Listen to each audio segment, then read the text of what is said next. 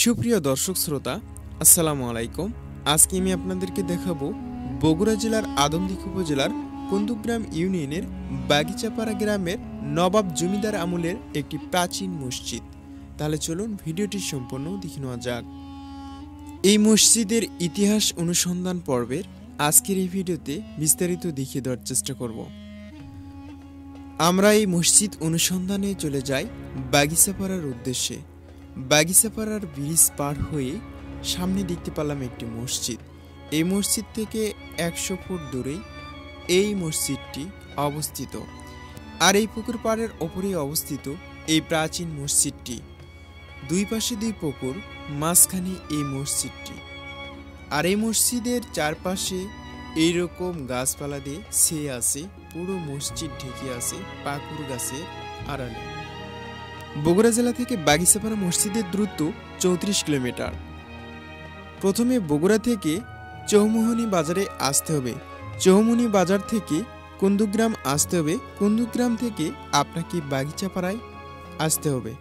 ধারণা করা হয় এই মসজিদের বয়স প্রায় 200 বছরের মতো। এটা অনেকেই রহস্যময় মসজিদ বলে থাকে, কিন্তু স্থানীয় লোকজনের ধারণা এটা মসজিদ নাকি অন্য কিছু, এটা সঠিক ইতিহাস কেউ বলতে পারে না, কিন্তু দুই একজন এটা মসজিদ এমনটাই বলে।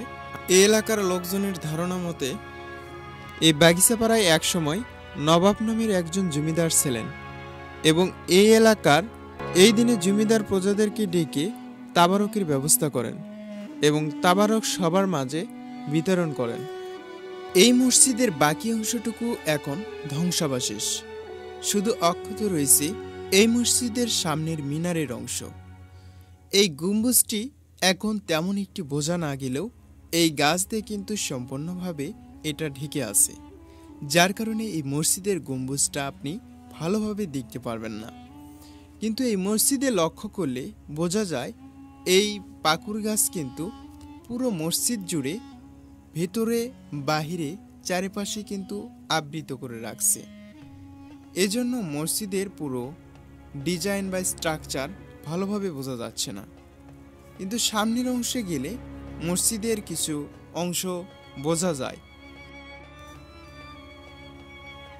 পিছনের অংশটুকু বিভিন্ন রকমের ফুলের নকশা করে ডিজাইন করা হয়েছে।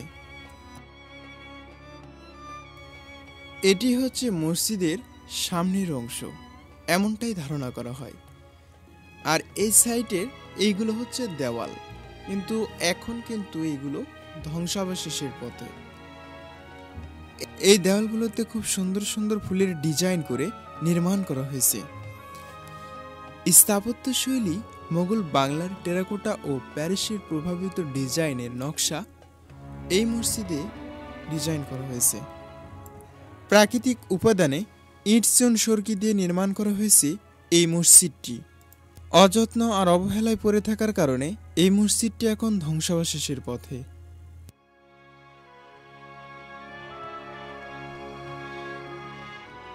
এই মসজিদ সম্পর্কে কিছু তথ্য জেনে নেব এই এলাকার মানুষের কাছ থেকে। আসসালামু আলাইকুম। ওয়ালাইকুম আসসালাম। আঙ্কেল, এই জায়গাটা সম্পর্কে আপনি একটু কি জানেন, একটু আমাদের জানাইতে। এটা আসলে মসজিদ না মন্দির, এটা একটু আমাদের বিস্তারিত বলে দেন। এইটা আমাদের দাদার আমলে মসজিদ ছিল এক সময়। এই এলাকাতে আমাদের নবাব একজন জমিদার ছিলেন। ওই জমিদারের এই এলাকাতে যে প্রজা ছিল, মহরমের 10 তারিখে অর্থাৎ আশুরায় যে উদযাপন হয়, ওই দিনে এখানে এই প্রজাদেরকে ডাকা তবারকের ব্যবস্থা করেন নবাব সাহেব, এবং ওই দিনে তবারক বিতরণ করা হয়। কালের পর কাল যখন আমাদের এই জায়গাটা সংকীর্ণ হয়ে যায়, তখন এই গ্রামবাসী ওই নদীর ধারে আপনারা দেখতে পাচ্ছেন একটা মসজিদের জায়গা ওয়াকফ করে দেওয়ার পর আমরা ওখানে মসজিদ নির্মাণ করি। এই হচ্ছে আমাদের বাপ দাদার কথা অনুযায়ী, আমরা দাদার কাছ থেকেও শুনছি। এই হলো এই বাগিচাপাড়া গ্রামের এই মসজিদটাই, এইটা একটা ঐতিহ্য।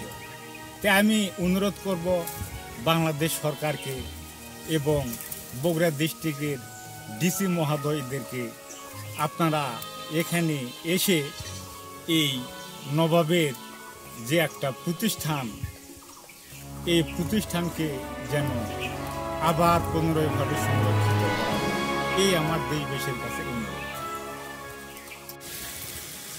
হওয়ার কারণে পরবর্তী সময়ে এলাকার লোকজন এই বাগিচাপাড়ার নদীর পাড়ের ওপর এই মসজিদটা নির্মাণ করে। এখন কিন্তু এই মসজিদে সবাই নামাজ আদায় করেন।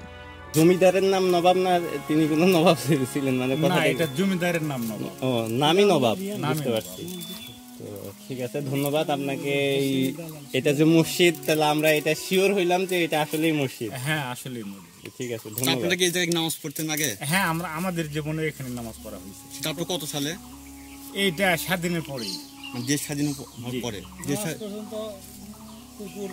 এই সামনে এখানে আমার সামনে একটা পুকুর দেখতে পাচ্ছি, সে তখন পুকুরটা ছিল এত দূর ছিল না, সামান্য একটা খাত ছিল।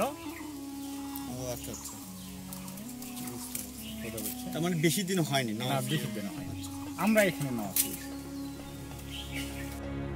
এই মসজিদের সামনে এই পুকুর থাকার কারণে এই মসজিদটা এখান থেকে স্থানান্তর করা হয়েছে। কথা যেমন হয়, যদিও বা কিছু ত্রুটি থাকে, কথার মাধ্যমে যেন সেটা বাস্তবায়ন হয় এবং জনগণ বুঝতে পারে কথা।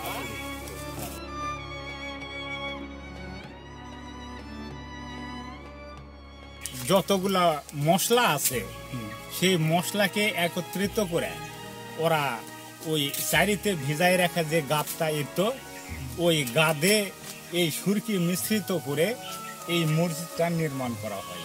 দেখেন এখানে কোনো রড নেই, আজও এইটা আছে। এই যে দেখবেন এখনো মশলার পাওয়া যায় এখানে, এই যে দেখেন